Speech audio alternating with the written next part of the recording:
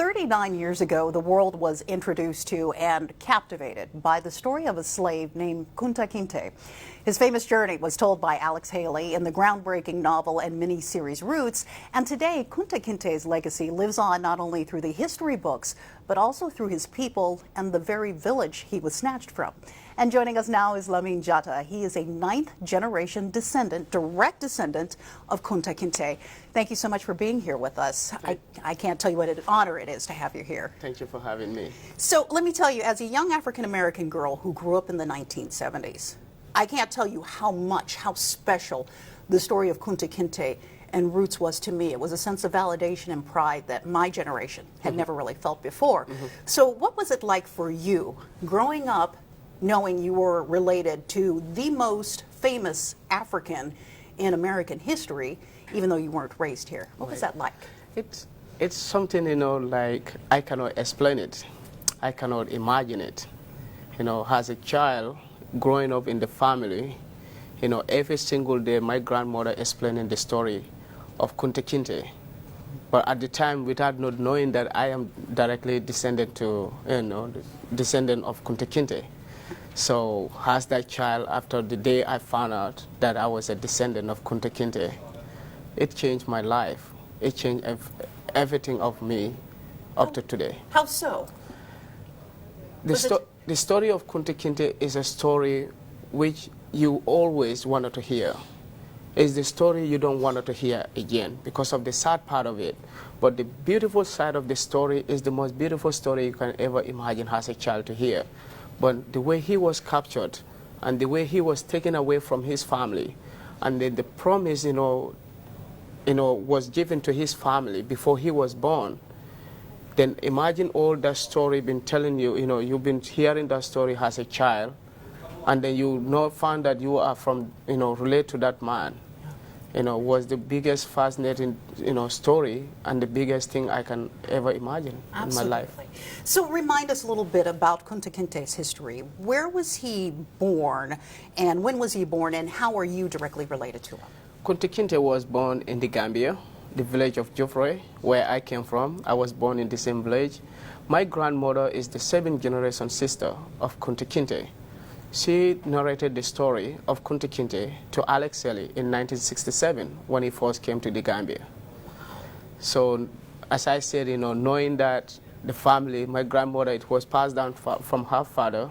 It was passed down from the story from generation down to generation because we kept the story true by oral history. Okay. So that the same thing, she passed it down to us. And you were actually named after Kunta Kinte's brother, is that correct? I am. My name is Lamin, and the Kunta Kinte have a little brother who is called Lamin. When he was captured, in fact, because of Lamin, Kunta Kinte has never been back again because he promised his brother that he's going to make a wooden drum. A wooden drum is very important to the Mandingo culture. We are Mandingos, originated from Mali. So promising his brother, he went to the jungle to get a wooden drum with his friends. That's when Kunta Kinte was last seen. So he never come back. So the father kept the story of Kunta Kinte, the legacy, to turn it to Lamin. So Lamin kept that story. We came from him. Wow. We came from Kunta Kinte, younger little brother. So I was named after him. That's absolutely fascinating. Now, we learned so much about Kunta Kinte from Alex Haley, who, before he died here in Seattle back in 1992. Can you tell us something about Kunta Kinte that we might not have learned from Alex Haley or the movie Roots that you grew up knowing? Kunta Kinte's story originated, we came from Mali. Our ancestors, grandparents, they're from Mali. Then they moved down to Gambia, the village of Jofre, that's where they settled. So Kunta Kinte's father, Amaro Kinte, was being promised by a fortune teller who told him that one day you're going to have a child, and that this child will be well known in the world, but you're going to have a very short, limited time to live with this child. So this child will not stay with you for so long. So the father, keep that has a word, and they believe in the story, fortune teller. So these fortune tellers, they can tell you, they can see, they are holy men holy men, who are naturally close to God, they can see a lot of fortunes. We don't get the chance to see it. So whatever they tell you, we believe in them. So he passed down to Kunta Kinte's father. So Kunta Kinte's father, when he came to Jufre, and he married the mother, Binta Keba, so they got Kunta. So Kunta Kinte's real name was Kairaba Kunta Kinte.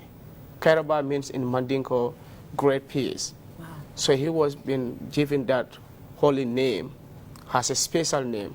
But as Kunta Kinte was growing up in the village, whatever the fortune teller tell the father, they seen that all what he's going through, he's become that special child and a different child. So at the age 16, he was sent to a bush school where they teach you how to become a man and where they teach you how to respect the elders. So, and then this bush school, they circumcised us. We all went through that manually with no painkiller. So among all these kids there, he's the only person who was, laughing. Wow. So they look at him, why he's laughing? So they knew that day that what the fortune teller tell them, that signs are coming. So they gave him an assignment to test him out. And he was the only man who was able to pass the assignment. So he was crowned as a Mandinka warrior. Amazing. On that night. So we become living differently, was given that title as a Mandinka warriors. So at 18, that's when he was taken away as a slave. Okay. And you've actually been to the place where he was snatched from, kind of as a rite of passage for yourself. Tell us about that. As a child growing up, my grandmother kept telling me, her name is Binta Kinte, telling me that the story of Kunta Kinte. And at the age 10, when I found out that I was a descendant of Kunta Kinte, at that point in time, the anger I have, and then thinking that how can I be like him, putting myself on his shoe. Did he fought enough to, what will I do if it's me? So I went to the place where they told me Kunta Kinte was, captured. I stayed there for 3 nights. And that 3 nights, I received some special spirit from Kunta Kinte, a special spirit from God that I cannot imagine it. So I came back, it turned my life up to today. That I also take it to the next step, then form the foundation of the Kunta Kinte Family Foundation to keep the legacy, to continue, telling the next generation also.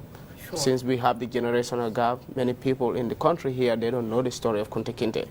But we want to keep the story to run it, to re-say it the way it was narrated to me. Yes. So many people can get to know the story of Kunta Kinte. And speaking of the foundation, there is a special film, documentary, that's debuting this weekend in Seattle. What is that about briefly, and how can people get involved? This film coming to Seattle, Kunta Kinte Island, coming home with our charcoal. Kunta Kinte, where he was captured in the Gambia, it was called James Island for more than 300 years. We never think, and we never will ever imagine to rename the island. So the island 2011 was renamed to Kunta Kinte Island, because that was one of the most greatest African, his last place to be, to stay before coming to New World in America. So we named the island to Kunta Kinte. So the film is called Kunta Kinte Island, Coming Home with Our Charcoal. So we're going to be showing at the Seattle Art Museum. And then since we have the generational gap, many kids who don't know the story and they don't know this family of Kunta Kinte are still living in Africa. I have lived here in the United States. So many people who don't know us can get to come to the Seattle Art Museum, can watch the film to know the story of Kunta Kinte, where he was captured from his family. And then the island where his prison cell underneath the water, his prison cell is there where he was, kept for 2 weeks before coming here. Will be shown in the film. And we have many other celebrities who are part of this film who traveled to Gambia. Ben Vereen, Jermaine Jackson from Jackson 5, they are all part of this. They play part and a role in this film. Also going to the Gambia to know the family, to know this, the story, to get connected to their descendants too. So we want many people, and we encourage them to do the same. Wonderful. Yeah. Well, fascinating. And Lamin Jatta, as I said, it is an honor to meet you and to have you here. And thank you for continuing on with the legacy of probably the most famous African in American history. Thank you. Lamin Thank Jatta. you for this opportunity. Thank you.